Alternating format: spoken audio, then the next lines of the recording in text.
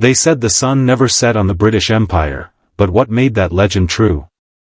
Behind the shining phrase lies a story of ambition, conquest, betrayal, and glory, the untold rise of a small island that came to rule the world.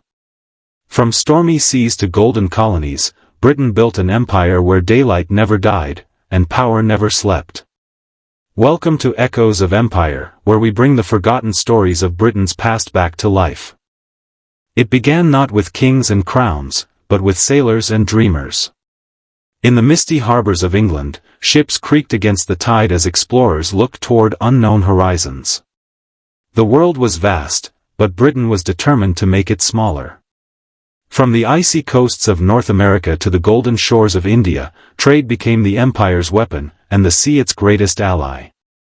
The British learned early that power wasn't just taken by force, it was built through control of commerce, routes, and mines. The East India Company wasn't just a corporation, it was a kingdom without a throne, ruled by gold instead of blood. No empire in history mastered the seas like Britain. Its navy became a force of nature, wooden fortresses carrying cannons, ambition, and empire's heartbeat.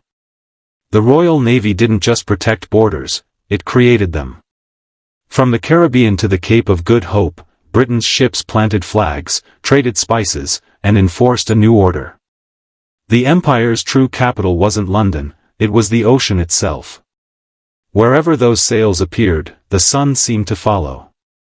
Then came India, not a colony, but an entire civilization. Here, Britain's ambitions reached their greatest height and their darkest shadow.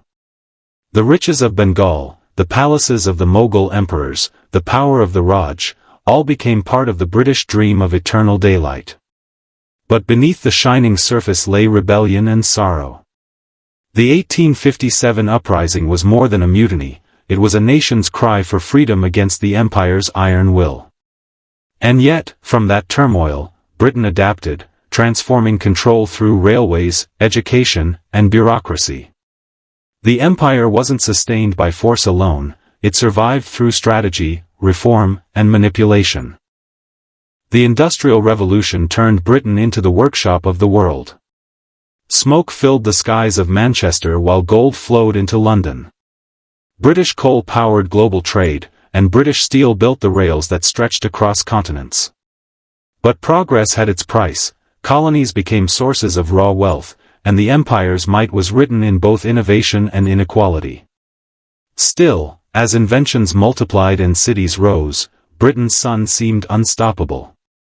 Even as other empires crumbled, this one expanded, not through territory, but through culture, language, and commerce. The 20th century brought storms that even the empire couldn't escape. 2 world wars shook its foundations. Britain stood tall in defiance, against tyranny, against darkness, and yet, victory came with exhaustion. The colonies began to rise, their voices demanding freedom, equality, and self-rule. The empire's once endless daylight began to fade, not into night, but into a new dawn. The British Empire transformed into the Commonwealth, trading control for connection, domination for diplomacy. The sun no longer rose on conquest, but on cooperation. So why did the sun never set on the British Empire? Because its legacy still glows in every corner of the world, in language, law, governance, and ideals. From Australia's parliaments to India's railways, from the English tongue to the global rule of law, Britain's influence endures. It's a story of power and paradox, of an empire that changed the world, and in doing so, changed itself. The empire's sun didn't set, it simply moved, from the maps of conquest to the minds of people, from control to culture, from power to memory. This was Echoes of Empire. Subscribe for more untold stories from the heart of Britain's history.